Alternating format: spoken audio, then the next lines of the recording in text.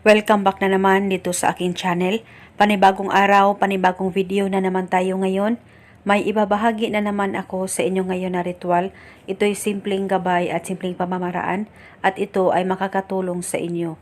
At kung bago sa channel ko, ay huwag niyo pong kalimutang mag-subscribe at pindutin ang notification bell para palagi kayong updated sa mga bago kong videos. Kayo na lang pa palagi ang naghahabol sa partner nyo? Gusto mo ba na siya na naman ang babaliw sa kakahabol sa'yo? At nang atat na atat siyang makita at makausap ka. At para bang mababaliw siya kung hindi kanya nakikita o nakakausap? Gawin mo lamang itong ritual na ituturo ko sa inyo. Ito'y napakasimple at napaka-epektibong ritual basta buo lamang ang tiwala nyo sa paggawa nito. At ang gawin mo lang dito mga kabuenas, maghanda ka ng isang panulat kahit anong kulay at isulat mo ito sa palad mo, sa left o sa right hand. Kung saan kayo komportable na isulat ito ay pwede po, wala pong problema.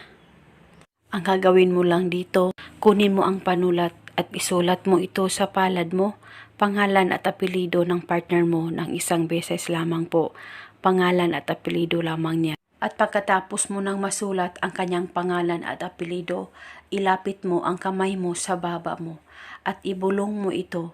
Pangalan at apelido, ikaw ay mababaliw sa kakahabol sa akin.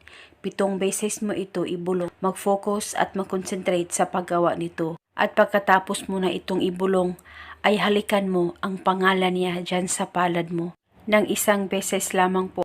Pwede mong gawin ang ritual na ito kahit anong araw o oras, basta gustong-gusto nyo po itong gawin at gusto mo na mababaliw siya sa kakahabol sa'yo. Pwede mong gawin ito mga kabuenas bago ka matulog o di kaya pagkagising mo sa umaga ay pwede mo itong gawin. At kahit anong oras, basta gustong-gusto nyo po, wala pong problema. Basta mag-focus lamang po sa paggawa ng kahit anong mga ritual. At palagi po magdasal sa ating Panginoon at hilingin po ito ng buong puso. Tiyak po ay maging maayos ang relasyon ninyong dalawa ng partner mo. At pwede mong gawin ang ritual na ito araw-araw mga kabuenas kung gusto nyo po, wala pong problema. Araw-araw isulat ng kanyang pangalan at ibulong at halikan ang pangalan niya sa kamay mo. At eto muna sa ngayon, maraming salamat po sa panunood. May God bless.